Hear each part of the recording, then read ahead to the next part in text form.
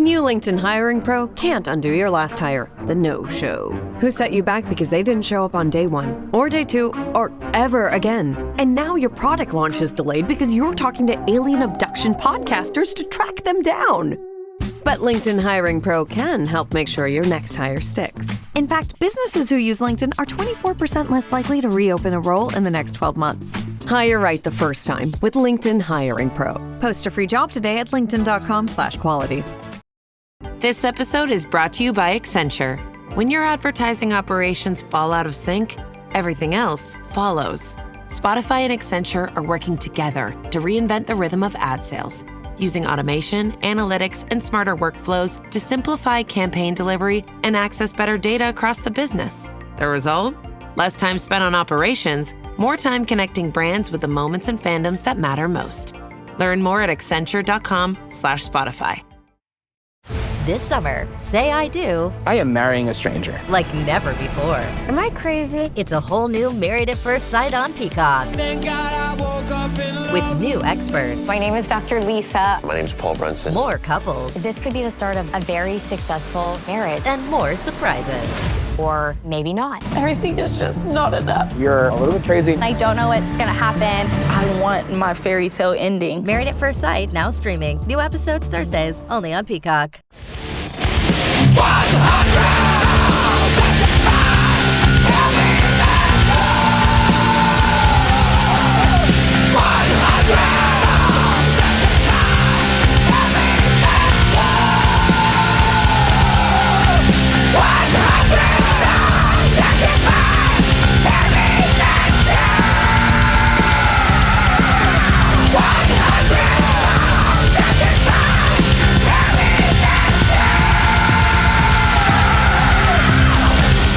Welcome to 100 Songs of Defiant Heavy Metal. I am your host, Mr. Brian Slagel. I am the CEO at Metal Blade Records. The next time you're in Las Vegas, or if you currently live in Las Vegas or the Las Vegas area, you need to visit the Metal Blade Museum. Now, not only are there artifacts from Metal Blade artists like Metallica, Slayer, Cannibal Corpse, Gwar, Lizzie Borden, there's also artifacts from bands that we had something to do with as well, like Guns N' Roses, Megadeth, Alice in Chains, Deep Purple, Thin Lizzy, Alice Cooper, all sorts of stuff. So it's a really great metal museum. It's located right near the Strip in Las Vegas. Also, our retail store is also now in the museum. So you can go pick up your Metal Blade vinyl, CDs, collectibles, shirts, all sorts of cool stuff. Just go to metalblade.com/museum for all the details. And this episode is always a big one for me when I get to talk about my favorite band of all time, Iron Maiden. And we are doing that today. We're going to talk about the great song, Powerslave. So that's going to be a lot of fun. We're going to talk to Gabriela Gun, who's awesome. She's one of the singers in Ghost's touring band and a bunch of other stuff. And we're going to talk to Mr. Jay Ruston, our old friend, about the production. But as always, we begin in the Great White North with Mr. Martin Popoff. All right, Brian, nice one. Iron Maiden's Powerslave, the follow-up to the Great Peace of Mind album. Love this record. It's kind of like a 3-beer version of Peace of Mind, I think. Released September 3rd, 1984. They're recording this down at Compass Point, Nassau, Bahamas. Martin Birch presiding, and it's quite a Martin Birch production, maybe even more so than the previous album. But like I say, the previous album sounded sober. This one sounds a little more raucous, a little more Friday night sort of thing. I love this song. It's my second favorite on the album. I do love 2 Minutes to Midnight. Very long song. It's very Egypto, so it matches the theme. In fact, it sort of sets the theme for the album cover, and also for sort of the stage show to come kind of thing. And great track. It's Bruce Dickinson. He writes the whole thing, and this is him speaking from the point of view of a pharaoh, wondering why he needs to die. He's this big, powerful person. Like, why do I have to go? Just like the regular guys that built the pyramid sort of thing. And it's kind of a partial allegory to the life cycle of a rock star himself, in terms of the fame and the disposability kind of thing. But yeah, we get this nice combination between a very suitably Egypto, Middle Eastern sort of sound to it. And also the way that Bruce frames the vocal melody on it. It's a very odd, a very interesting vocal melody. It's a very infectious sort of song because, yeah, you get that great Iron Maiden gallop as well. Love Nico's drumming in here. It's the breathing, speed up, slow down drumming. It's the fills starting a little earlier sort of thing. And it's a very long song. It's a long album, 51:12. This crazy length of an album for 1984. At 2:58, you get this mellow break, with arpeggiated guitar, kind of bluesy soloing in there, a halftime beat. It's very, very Iron Maiden. I don't think it's particularly a great addition to the song. But early on, we hadn't heard a lot of this, so it's fresh at the time, I suppose. But it's melancholic, it's pensive, it's like you can feel the character, resigned to his fate sort of thing in this. And then at 3:55, we get this sort of trashy hi-hat open, 4 on the floor sort of beat going on. Just kind of a punky section where you get soloing, then you get some twin leads, then you go back to the regular soloing, quite a long section. And then we stop and we get a bunch of Nico fills and we're back for late verse. I always like songs that do this. I think it's pretty cool. And then quite amusingly, at the end, you get one of these big concert windups, with the hitting the chords, and then Nico goes crazy on the drums, and then another chord, another. It sounds literally like the end of a concert. So, great song. Second to last track on this side with only 3 songs on it. It's a weird placement, I suppose. I don't know, Brian. You're the big sequencing guy. I wonder what you think of the sequencing of this album. But no, great song on this record. Instantly enjoyable. They don't mess around. It starts right away, in a nice way. I mean, it does have that mellow passage in it, but it seems to work. Kind of about a 4-part song for a 7-minute song, which is pretty cool. But yeah, there you go. Iron Maiden Powerslave from the great. A lot of people consider this one of the great last of the original era Maiden albums, because after this we're going to follow it up with the nice punctuating double live album, Live After Death. Martin should know better than criticizing Iron Maiden on my podcast. That is just unacceptable, because this song is perfect. Nothing wrong with it. And as you mentioned about the sequencing, I have no problem with the sequencing on this. I think it was fine. All good on my end. Again, this record was really, really great. And he also made mention of the last great record with kind of the original-ish lineup with Bruce. But Seventh Son of a Seventh Son, to me, is an absolutely phenomenal record. And that was really kind of the signature in the end of that era. Anyway, thanks, Martin. If you've ever blasted synth beats from your boombox or burned CDs for your besties, this one's for you. As people get older, much like their music tastes, their health needs change. AG1 is the simple daily health drink designed to deliver over 75 essential daily nutrients and pre- and probiotics to support energy, digestion, and mood, so you can make the most out of every decade and dance break. Learn more at drinkag1.com. This episode is brought to you by State Farm. Listening to this podcast instead of doom scrolling? Smart move. Another smart move? Getting help from one of State Farm's 19,000 local agents when you choose to bundle home and auto. Bundling, just another way to save with the Personal Price Plan. Prices are based on rating plans that vary by state. Coverage options are selected by the customer. Availability, amount of discounts and savings, and eligibility vary by state. Tomorrow morning is knocking. Stock your fridge now. How about a creamy mocha frappuccino drink? Or a sweet vanilla? Smooth caramel maybe? Or a white chocolate mocha? Whichever you choose, delicious coffee awaits. Find Starbucks Frappuccino drinks wherever you buy your groceries. All right. We welcome back our good friend, the legendary great producer, Mr. Jay Ruston. How are you, sir? I'm doing great, Brian. Thanks for having me back. Of course. And yet again, we're talking Martin Birch because here we are, the greatest producer of all time.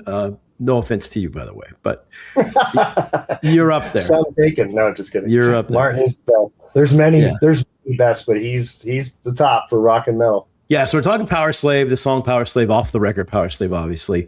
And of course, everybody knows Iron Maiden's my favorite band. Number of the Beast is my favorite Maiden album. This one, it's in my top 3 or 4 for sure. I love this record. Honestly, I think this might be my favorite Iron Maiden production of all the records. It just, to me, it just sounds great. It's got all the bells and whistles. It's heavy and thick, but Obviously, there's a ton of prog stuff in here. You got this song being 9 minutes, and then, of course, Mariner being 13 minutes. And so a lot going on, but I just love the way it sounds. This is a band at their absolute peak. I mean, just, new drummer, recording in the Bahamas at Compass Point. The album sounds great. I do miss like the fat bottom end that Number of the Beast has, but I think with Nico playing drums, he's a little busier. He's got a lot of more foot action, kick drum. Maybe it just wasn't feasible to have that same kind of big Clive Burr bottom, but the record doesn't suffer. It's fantastic. There is not a song on this record I skip. I listen to it, at least something off this record, probably once a week. Still to this day, seeing Bruce with his solo band play Flash of the Blade a couple times was incredible. That was so great. I mean, they just killed it, and having the super high backup vocals in his band, it was just awesome. So that was great.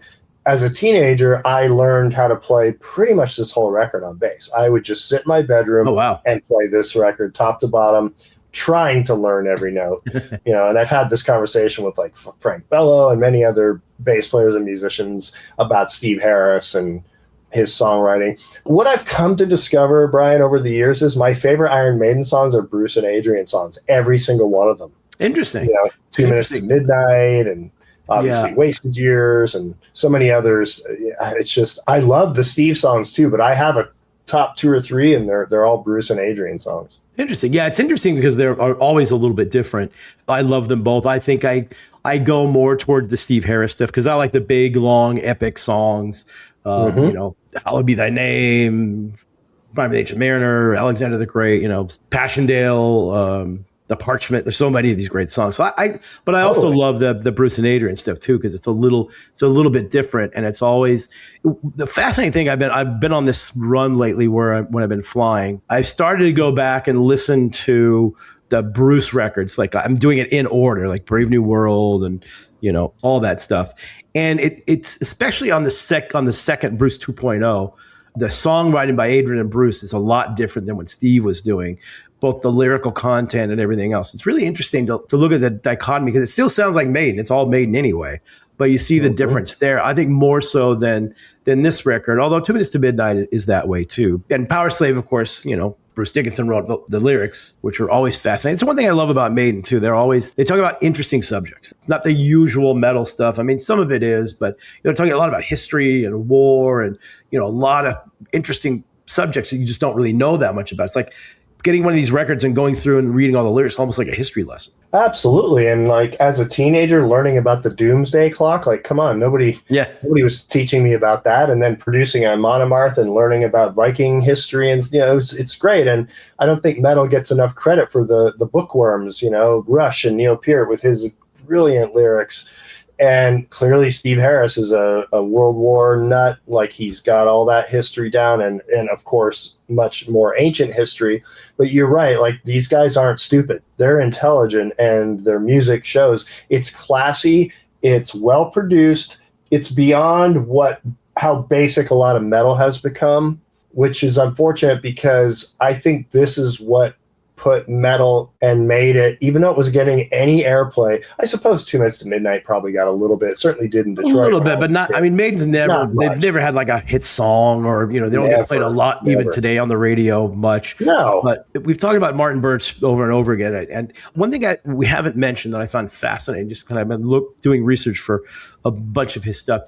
And I've seen this said before, but he's basically doing everything. He's producing, he's engineering, he's everything. Because the people that get credited on these records as engineers are just people you've never heard of that you don't really know. So they're probably really just second engineers that might just be making coffee and doing that. But it seemed like Martin's just basically doing everything, which is really interesting because a lot of producers, have engineers or other guys that they rely on to really help them out. I mean, it's difficult to have both your producer's hat and your engineer's hat on at the same time. It is. And, I've been in both situations. I was an engineer for big producers, which was a great experience when they weren't technical. but I've also had engineers working for me. And if it's a good relationship and they're fast and they know what you want, it works really well. But a lot of times I am doing the Martin Birch, which is I'm engineering, I'm producing, I'm mixing, I'm even editing, whatever needs to be done. I used to cut 2-inch tape, analog tape. I wasn't afraid to get the razor blade out. Sometimes it's just faster to do it yourself, and especially when you have a vision with the band. But if I have a great engineer, especially these days, when it comes to like editing in Pro Tools and like putting together drum tracks and stuff, it is nice if you have a fast editing wizard to not like worry about that and, just be able to move on to something else while that person's editing and go work on another song or something. And which is something nice that I had on the previous Avatar record. We had a killer engineer who could go edit master takes in another room while we were doing vocals or whatever, and can be very helpful. Martin always had engineers. Every record has 2 or 3 engineers listed, house guys in the studios they were working at, assistants, whatever. But he wasn't one of those guys that had an engineer with him on every record, where a lot of producers from that era found an engineer and took them with them everywhere they went. And they were like a team, Ted Templeman and Don Landee and Peter Asher and George Massenberg and like these different teams of people. So I think that you're right about Martin in that respect. And it was just, he was the 6th member of Iron Maiden for a decade. And what blows my mind even more is the guy retired at 55 years old. He's probably been in studio since he was 17 or 16 getting tea. And, by the time he was 55, he'd made 30 hit records and he was like, okay, I'm out. Yeah, I've told this story a lot. He's one of the people I would love to have had even 5 minutes with. But he became pretty reclusive after he retired. Like nobody could really find him, and he kind of just got out and just lived in England and just kind of hung out. I guess I don't know.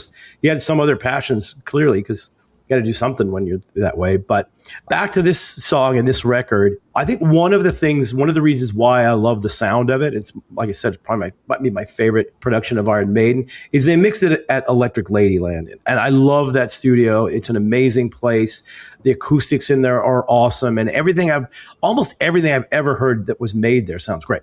Yeah, and look, I don't know if Martin he must have mixed everywhere, and this particular record, yes, mixed there. And they did a lot at Compass Point, I think, 3 or 4 records in a row. So he knew that room, he knew what he was getting.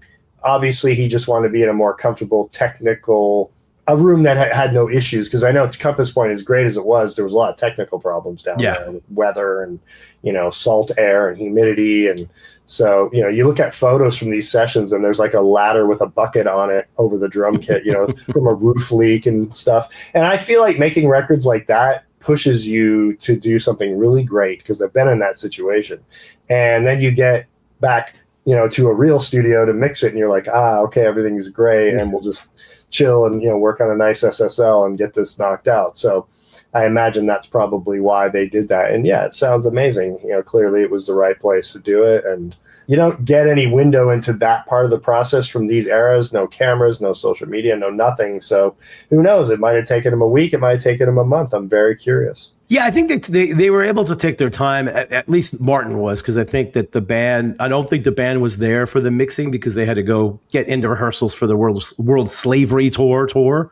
I don't believe they were there from what I've read. So it was just Martin. And maybe, I hate saying this, but maybe just Martin being there on his own made the record sound better. Sometimes musicians can get in the way of a good mix, let's say.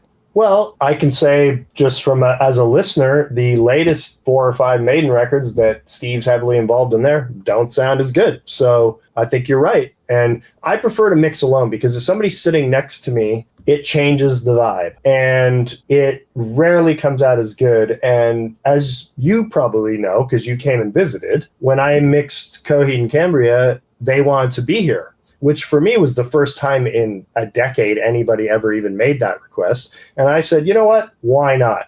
And it was great. I actually loved having them here, because they would give me 3 or 4 hours in the morning to pull the mix together. They'd show up at 2:00. We'd hang out for 2 or 3 hours tweaking it.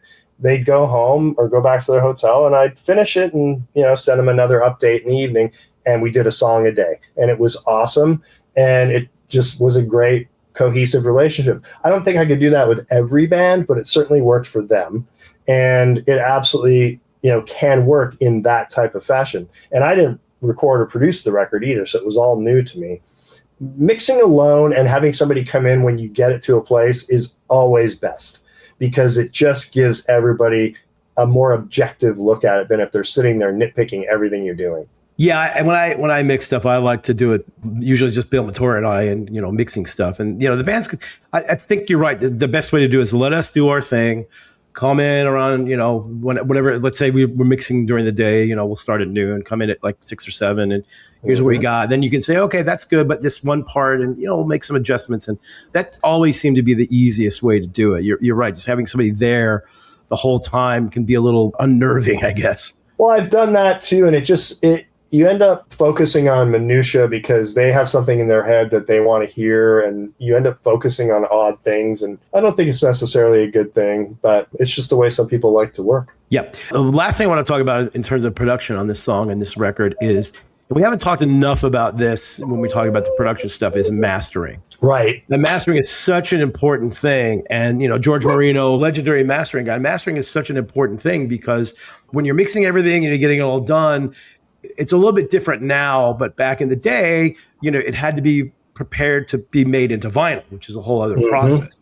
And a lot of time what the mastering guy would do is, make sure that all the levels are good, and, if the bottom end needs some pushing or something, it's kind of making it all sound perfect and getting it ready for the process of, the lacquers and all the things it used to do in the 80s. So yeah, tell us a little bit about how important mastering is and how that works. As you just said, at this era, it was extremely important to get all the tracks the same volume, to make sure the EQ across the 10 or 12 songs is the same, and then having the right person cutting that lacquer. And, time was always a constraint. You don't want to break like 21, 22 minutes per side, which for Maiden, I'm sure was a huge challenge because, the songs on the inner circle of the vinyl don't sound nearly as good as the ones on the outside. So, by the time you get to the end of Ryman Age Ship Mariner, the vinyl cutting's like twice as thin. So it does affect it. But, mastering has changed so much since then. And I'm sure back then they were using like George Marino or Bob Ludwig or, like the classic guys, especially with a Martin Birch mix. I'm sure it was just a little tiny bit of EQ, just getting it into the zone, probably not much compression. They certainly didn't do any limiting on vinyl. But now everything, of course, is just a brick wall, ear-fatiguing disaster. So, we're trying our best to make stuff sound great, but be loud and exciting and not hurt people's ears. I want to put a record on, especially a modern one, and not have my ears blown off after 12 not mastering Death Magnetic. Right, exactly. It's very too over. And that's part of the problem with a lot of mastering these days. And I don't blame the mastering engineers. I don't even blame the musicians. I blame a lot of other people in the industry. Well, it doesn't sound as exciting as this record. Well, that's because that record's totally distorted and 2 dB louder. That doesn't mean it's better. Exactly. But people always are going to associate louder and with better. And it's insane and just drives me crazy. And when you're big enough, like a band like Tool, who make very quiet records because they can. Yeah, I agree. The few arguments I've had with bands are usually over mastering, where they want it to be super loud, and I go, it's bordering on being distorted, like Death Magnetic was, and I don't like that at all. I'd rather be able to hear it, and there's a volume level. You can turn it up as much as you want. Of course, and it's almost the master worse itself now. Doesn't have to be. Right, and it's almost worse now in the Spotify and Apple Music world because there's playlists, the rock and metal playlists, and your song is going to live between, Metallica and Megadeth, who have all the money and the access to whoever they want to make it as loud and great as possible. So you got to compete, and if your song comes on and it's quieter or sounds wimpy or something, it's not good. It can be very frustrating. And these DSPs are supposed to be volume limiting and level matching and all that, but that's clearly not working. Yeah, but I will say about Maiden, they remastered their whole catalog, which normally is not a good thing. The Led Zeppelin remasters are terrible. The Van Halen ones aren't great, but the Maiden ones are all really good. There's a nice warm bottom end that showed up, and they did a really good job. Agreed. Well, again, man, thank you so much for doing this. We appreciate it. I'm sure we'll see you again soon. My pleasure. Thanks for having me back. Hey, everyone. Brian Slagel here, founder of Metal Blade Records. I spent my whole entire life trying to make metal history and make metal better and promote metal as much as I can. And now there's a brand new way for you to test your metal knowledge and relive those iconic moments. It's called Metal Mondays, the official metal trivia game from Metal Blade and Pantheon Media, and it's free to play right now. Every Monday, a new game drops. From Slayer, Supremacy to Death, Metal 101, 80s, Metal Blade Classics, and tons more. You'll battle it out on the leaderboards, win killer prizes, and even score some exclusive Metal Blade merch. So if you think you know your riffs, your legends, and your deep cuts, prove it. Download Hit Replay on the App Store or Google Play, or head to metalbladerecords.com/Metal Mondays and start playing today. Because in metal, there's no off days. Only Metal Mondays. Metal Mondays. Play loud, play true, and play to win. With the all-new Dynasty Blueprint in EA Sports College Football 27, you can build your program by earning Dynasty points to spend on NIL, staff, and more. But the fun doesn't end at graduation. With the EA Sports MVP Bundle, get College Football 27, Madden NFL 27, plus Deluxe Edition rewards in both games. Make your rise with the MVP Bundle. Available now at EA.com. Rated E for everyone with mild lyrics, easier to interact, and in-game purchases. Includes random items. Conditions and restrictions apply. See the link for more info. This episode is brought to you by Tidy Cats, here to level up your litter game with their new Performance Plus lineup. Your home is your happy place. Your cats, VIPs. So when it comes to the litter box, excellence isn't optional. Choose from products that specialize in max power clumping, low tracking, or odor fighting so advanced, stink won't see it coming. Tidy Cats Performance Plus. Mission mighty, keep it tidy. Shop now at tidycats.com. You mind if we make one more stop before heading back? I need to run a Target. 100%. Let's RTT. You thinking of stuff for the dorm? Yeah, my mom gave me some good tips on must-have essentials. We for sure need underbed storage, handheld iron for wrinkles, maybe even a mini Keurig for Mondays. Am I right? All right, bet. Because I was already thinking about keeping my clothes looking fresh at college, so you better be sharing that. Of course, man. Whatever I get on this run is yours too. Twin! But for real, let's go before they close. Find everything you need for college at Target. All right, first-time guest here on the podcast. You know her from her solo career, from Eurovision, where she won awards. She was also a touring vocalist with Trans-Siberian Orchestra and was Tempest Hayes, one of the singers in the touring Ghost band. Gabriela Gun, how are you? I am good. It's my pleasure to be here. Thank you so much for doing this, and thank you for picking such an amazing song. Of course. I mean, we got to talk about this. I was going through your videos. I'm like, where is Powerslave? Yeah, not yet. Iron Maiden is, of course, my favorite band of all time. We've talked a lot about Maiden on this podcast. We didn't get to it until late, but now we're heavily into Maiden. So, and this was definitely a song that I wanted to talk about. So I'm glad that you picked it. So why this song for you?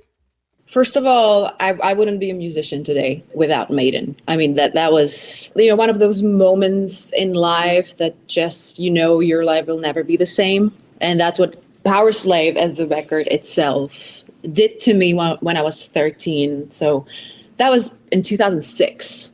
Again, we have this main song that carries the whole title, that carries the whole aesthetic of the album and even the World Slavery Tour. Yep. So it's just very, very special to me and to my heart. And I would talk about any song from the record, to be honest. Yeah, they're all great. There's not a bad song on the record. Where did you first come in on Maiden? What was the first Maiden stuff that you heard?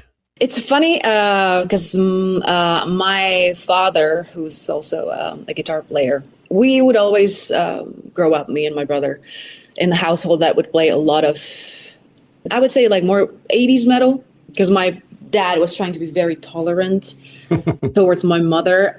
So heavy metal wouldn't be really playing around the house, but my dad he had a massive stash of CDs. And I one day just wandered around and I kind of came across, I think it was the Best of the Beast compilation. Oh, yeah. That was released during, still Blaze was in the band. He had all the Eddies on the cover. Yep, I remember that. Again, I was that kid that was just going through the CDs and I'm like, this looks so cool. I have no idea what it is. I'm just going to put it on. I don't know. I just want to find some new music. And I don't know what exactly the sequence of the songs was, but I know for sure that it was 2 Minutes to Midnight specifically that just I remember the goosebumps going all over my body, just hitting the guitar progression specifically of the pre-chorus leading into the chorus.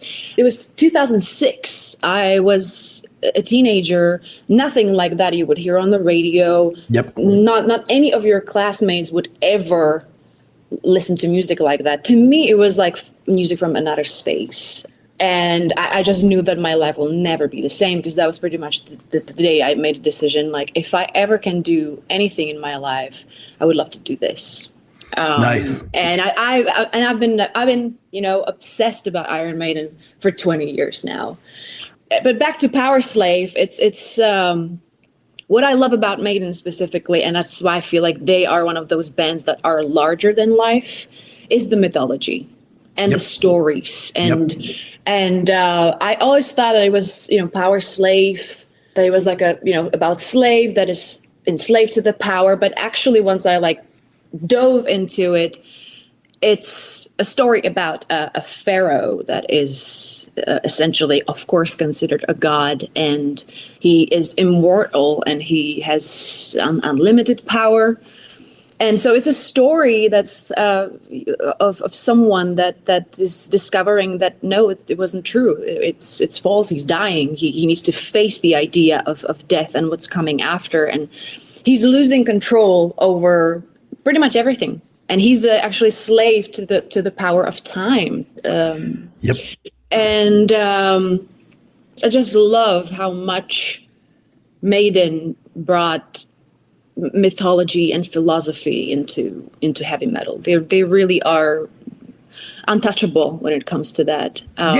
They're smart guys and they write smart songs. We are just talking about that with Jay Ruston about this and other Maiden albums where they don't sound like everybody else on a variety of reasons, but they don't talk about the same subjects as typical metal stuff does. There's a lot of history, a lot of war, like you mentioned, mythology here.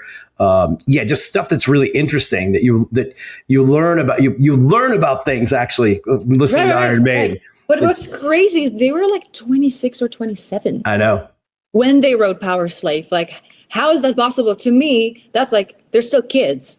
It's pretty mind blowing. Like, I mean, this really 84, 85, and all the way up till I would say maybe like 2000s. It was a kind of like a really golden age of rock and like metal music, and it's mind blowing how young they were when they're writing like these concepts, and like also like how sophisticated. Mm-hmm.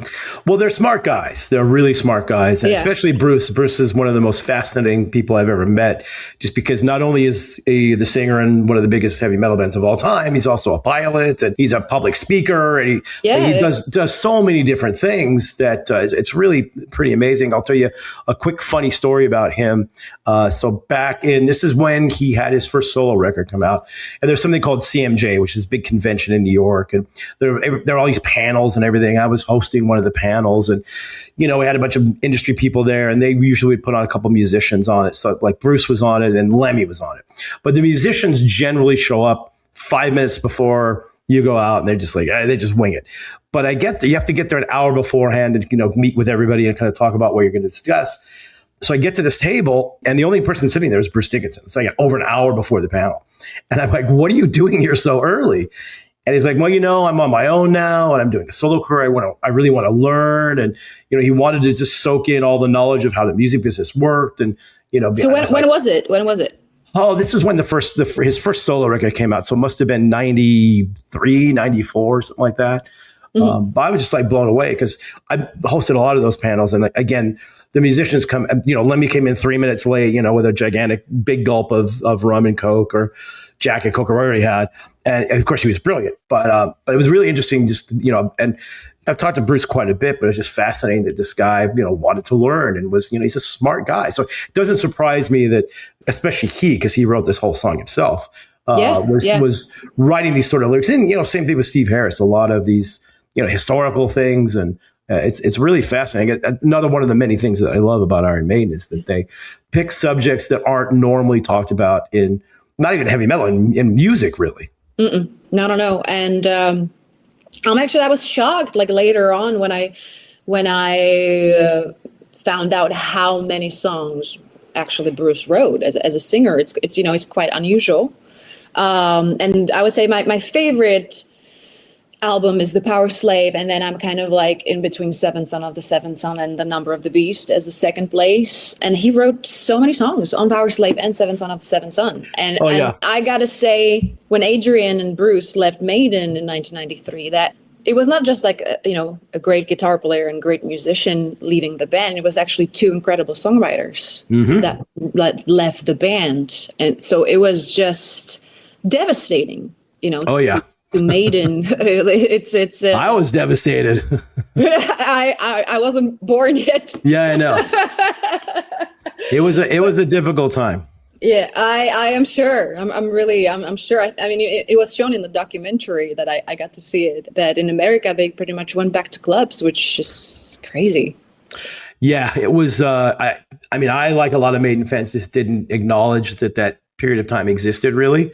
And I love Blaze. Blaze is a great guy, a phenomenal singer. Absolutely. Not the right guy for Iron Maiden. I mean, no one can replace Bruce Dickinson, no matter. No, it's a marriage like made in heaven. Yeah, it was just perfect. It's just some things are meant to be, and that's the way they should stay. And but the 90s were weird, and everybody kind of had to reinvent themselves. So obviously it worked out because Maiden 2.0 is fantastic as well, and it's really, really good. But this song is really interesting for me because I'm pretty sure all the other songs that Bruce wrote were either with Adrian or Adrian Steve or Bruce and Steve. But this is the first one I noticed. The credit was just Bruce Dickinson. Yeah, I think the other one was Flesh of the Blade. Oh, that's right. Yeah, so on the same record. Yeah, two songs, which is interesting because I was like, he was just a singer. I didn't know he apparently can write songs on guitar and everything else. So, and not only that, but an incredible song and one of the most enduring Maiden songs of all time. Yeah, absolutely. And then Martin Birch, we got to the God of all gods. Talk about him because it's something that I was thinking about, and that's how my brain works nowadays. When it comes to the digital era, for whatever reason, and like the new production of modern music and modern rock and modern metal, what happens to me usually as a listener and fan of that kind of music, sometimes when I listen to even a great rock or metal song and it's really good, usually I can listen to it like 10 times, 15 times, and then I'm tired. Like I get tired of it. Like the novelty or whatever just like fades away, and then suddenly I'm like, okay, well, next, I guess, okay, what else do you have? When you listen to a song like Powerslave, and again, even the whole record, you can listen to it 1,000 times, and I probably listened to it over 1,000 times easily, and I still don't get tired of it. Yeah. Same with me. I mean, I'm solely biased because they're my favorite band ever. And I've actually gone back and kind of redoing the 2.0 records again and kind of re-listening to that. And those records are great too. But you mentioned Martin Birch, who's my favorite producer of all time. Mine too. I think at least half of my records in my top 20 all time were all produced by him. Yeah. I just talked with Jay Ruston, who and who works with you as well, about Martin Birch. And it's like, well, here's I don't know how many times we've talked about Martin Birch, but a lot. But yeah, he's just amazing. And this actually, we were talking about this. This is, I think, my favorite sounding Maiden record of all of them. Yes. Like, I love all of them, and I think they all sound really good. But there's something about the production, the sound on this record particularly, where it just seemed like everything came together. The guitars are rich and thick. The bass is great. The drums sound great. The mixes are awesome. The performance is all amazing. It's like one of those records. It's like Number of the Beast is my all-time favorite record, but this is probably a close number 2 with Seventh Son up there as well. But they're just these perfect records where every song is great. Everything sounds great.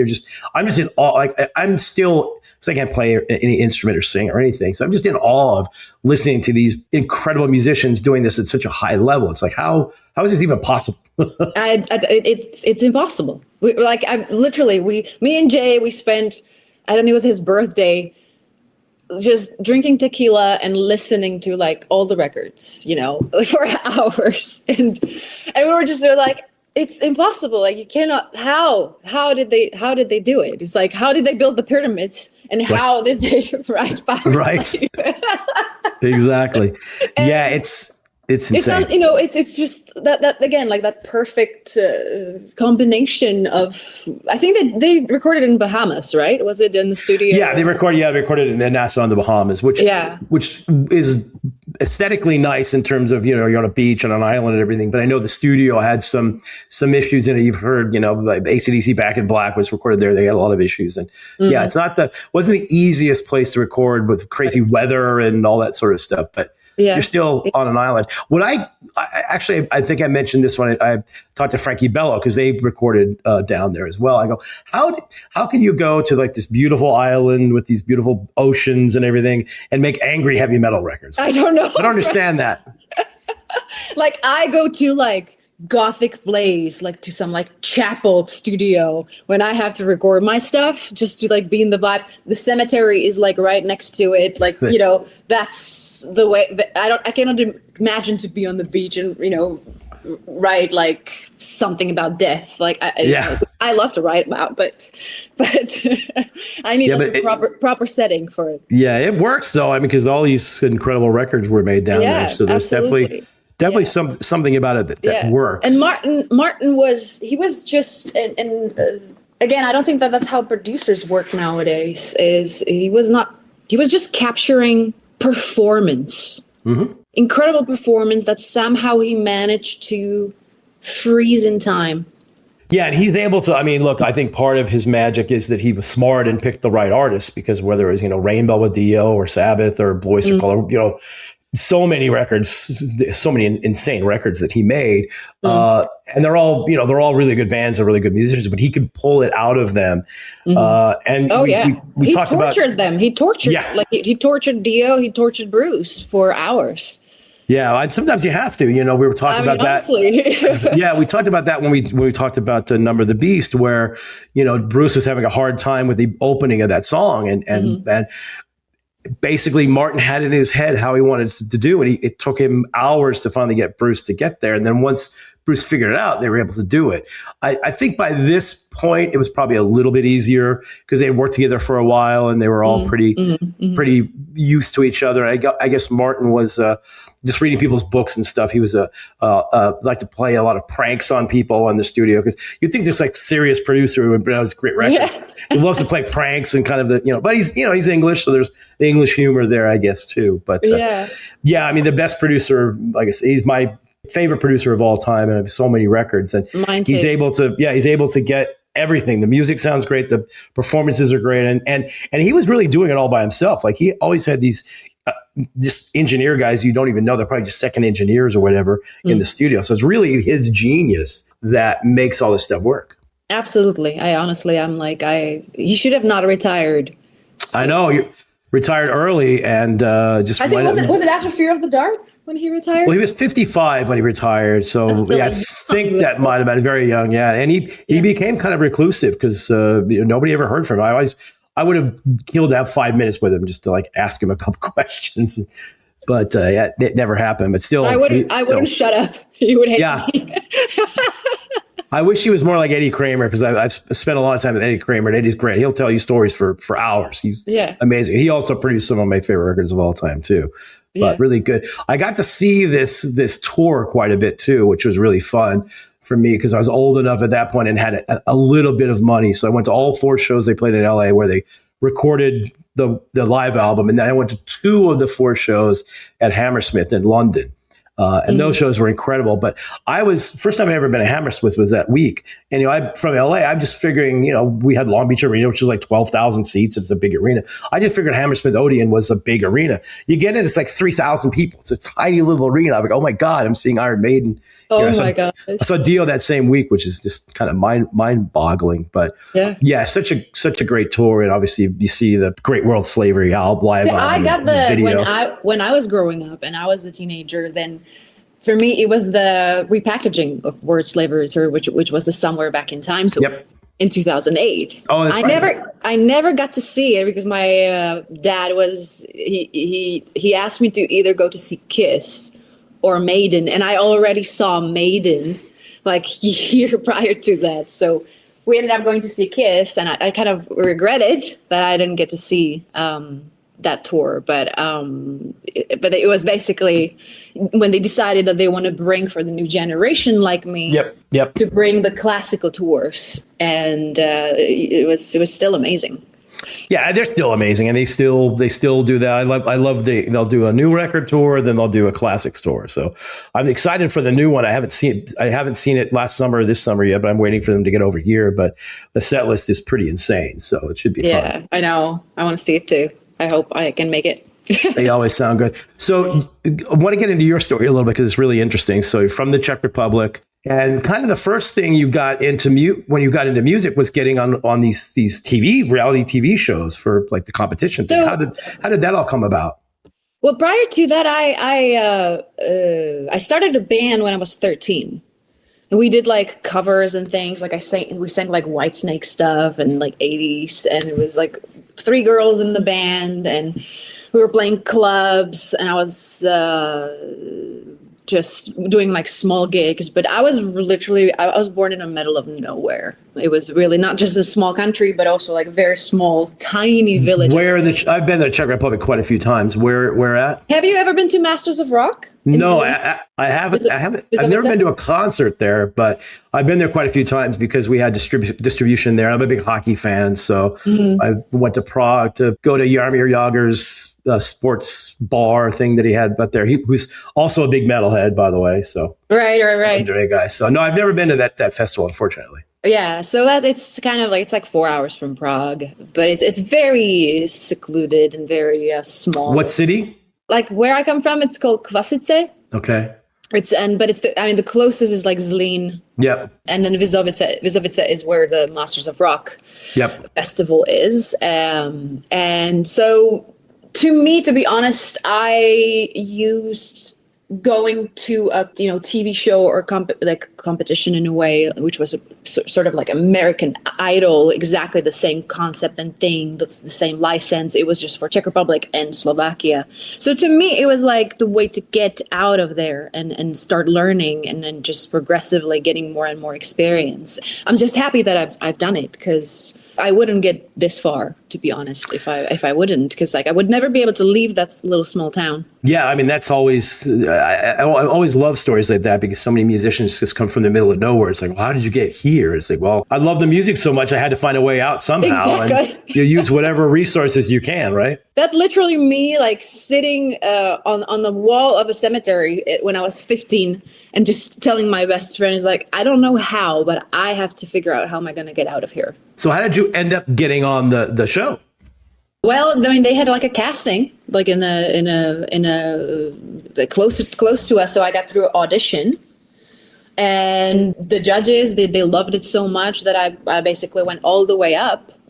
Those kind of reality shows, they really turn you into a massive star. So suddenly I was like a celebrity in my own country, and I was on major magazines and newspapers and all of that, and like walking red carpets. I won like Czech Grammys, and then I did Dancing with the Stars. I did like the full shebang thing just in like 1 or 2 or 3 years. But I always felt like that was not my calling, to be honest. To be a musician and artist is different than being a celebrity.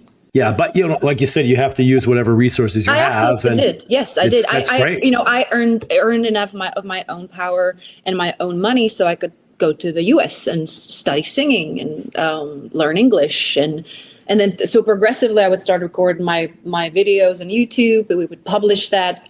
It went viral, and then Trans-Siberian Orchestra discovered me, and they called me for the audition. And that's how I'm singing in front of 15,000 people, I haven't even spoken English that well, at that point. It was really, really, but I was just like, you know what, this is it. This is the ride. I'm going to just get on it and keep going. And as long as I feel like I am, again, like following that voice and that calling, which I tried so many times, obviously, throughout my 20s, maybe departure from my authentic self, just because there was always the trap of, if you do a little bit of more pop music, you're going to make more money. You're trying to survive, and you make compromises on the way. But I would always pay with such misery for it. and feeling so upset and so sad that I cannot fully express myself the way I really am. Just slowly really told myself that I have to be authentic and I have to do what I feel like. Good. That's so I just the kind recipe. of left it all and started to start from where I feel like I belong to, which this is my world, Yep. Well, I know a lot of the TSO people, and they're good folks, so I imagine that was a good experience. And of course, this last time you're with my old buddy Tobias Forge out with Ghost, and he finally got smart and would allow all the nameless schools to not be nameless anymore and have personalities and use their social media and stuff, which you did extremely well. What was that whole experience like? See, when I was getting in the band, I was kind of like, I know I'm not going to be known at all. I knew that I'm going to be masked, and I was counting with that. So I was kind of a surprise when he decided to unmask us during the Satanized video. I've been a fan of Ghost for years. I really, truly fell in love with the Meliora album. To me, it was, again, like that band that changed something about like metal or in hard rock music for me, the sound. And so I've been a fan for a really long time before I joined. It was incredible, of course, like incredible experience. I loved it. That's probably my favorite tour. Like, obviously, Ghost started out with us in the US. We did the very first record, and I flew to Link Shopping to hang out with those guys and went to a Greek. Didn't you do like a distribution or something? Yeah, we did. So on the first record, we were distributing the label Rise Above that they were on. We were distributing all their stuff in the US. And so they sent me over there, like, here's our latest 3 CDs. I'm like, okay. So I put the Ghost CD in. I'm like, oh my God, this is incredible. Mm-hmm. So I immediately called Will, who also works for us in the UK, was part of the label. I go, dude, do you realize what you have here? He's like, what do you mean? This Ghost record is phenomenal. Like, this is the best thing I've heard in years. It's like, really? It's just some side project of a bunch of black metal guys from Sweden. I go, I don't care. It's unbelievable. I sent it to Hetfield and Charlie Benanti and all these guys who all felt the same way. And I found out about Ghost from Hetfield. Yep. Because I saw that interview back then, and I'm like, he had the shirt, and he was like, you got to check these guys out. I'm in their fan club. I'm like, what? Who are you? Who is this band? I know. I knew he would love it. I knew the guys would love it. So I sent them all that CD, and they all freaked out. So it was funny. Tobias, I got a thing back from Hetfield as soon as I sent him the CD. Just the headline was Ghost with like 1,000 exclamation points, and just freaking out about how amazing it was. So I sent it to Tobias, and I talked to him, and he's like, he was floored because he's a huge Metallica fan, obviously. And just like, what is happening here? Yeah. This is insane. But you're right about how they've changed things. And I mean, there's, a lot of people that, they've changed a bit over time. I love every record they've done. And I think everything he's done has been really brilliant. I love the stuff they're doing. But this last tour for me was far and away my favorite tour, just because I love the set list. I thought the band was probably the best band he had behind him. And the show was a little darker and heavier, because before it'd be a little campy sometimes. And, it is what it was. But I thought that last tour was just spectacular. Just everything it was really incredible, really massive. And we played a ton from Meliora. Yeah. Almost the whole record, pretty much, which was amazing.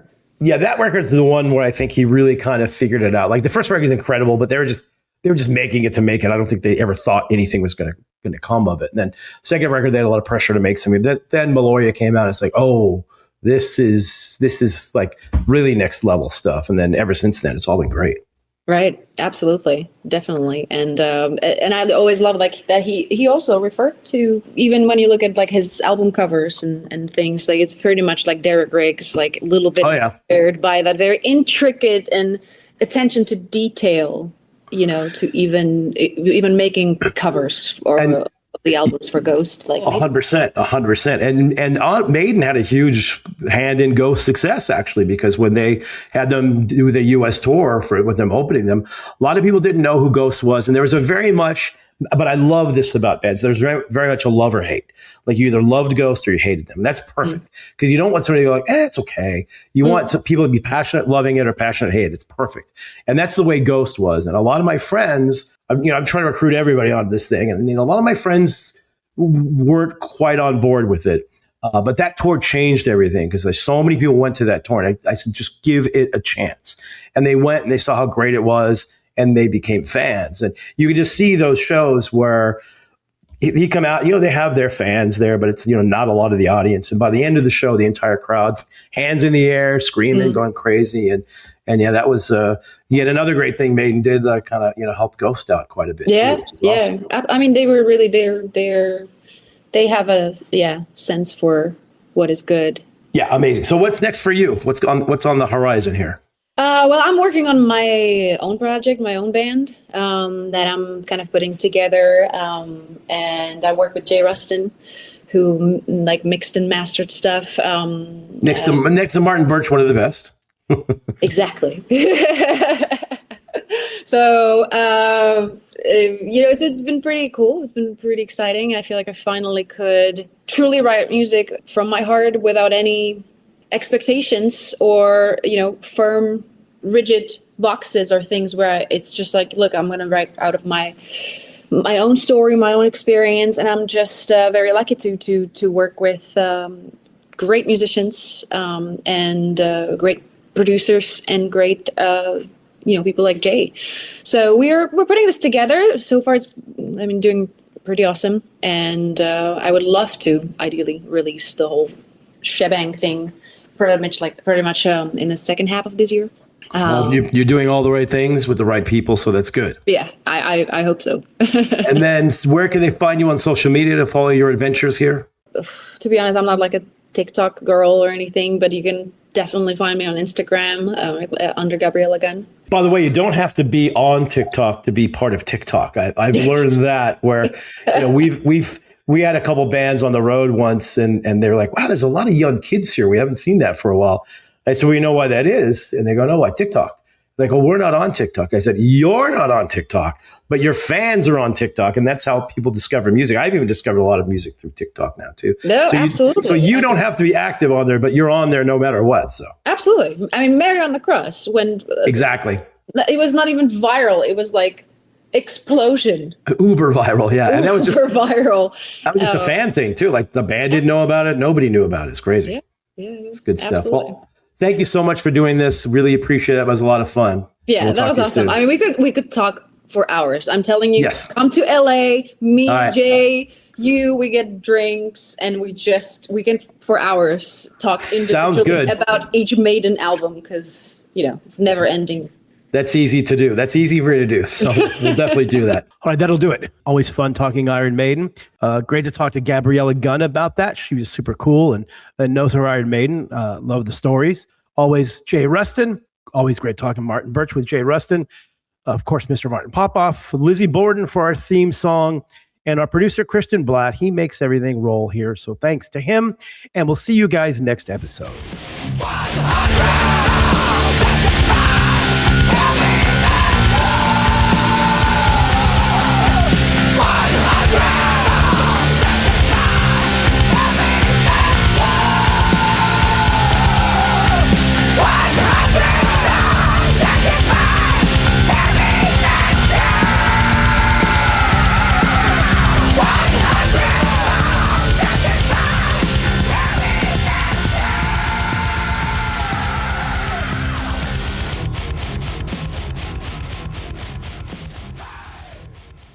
Hey, this is Eric Hutchinson. I've joined the Pantheon podcast family, and I hope you'll come check out my new podcast, Songversations with Eric Hutchinson.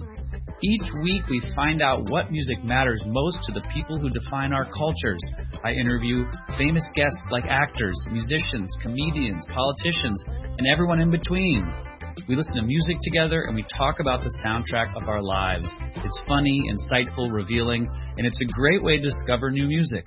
So come check me out, Songversations with Eric Hutchinson, wherever you get your podcasts.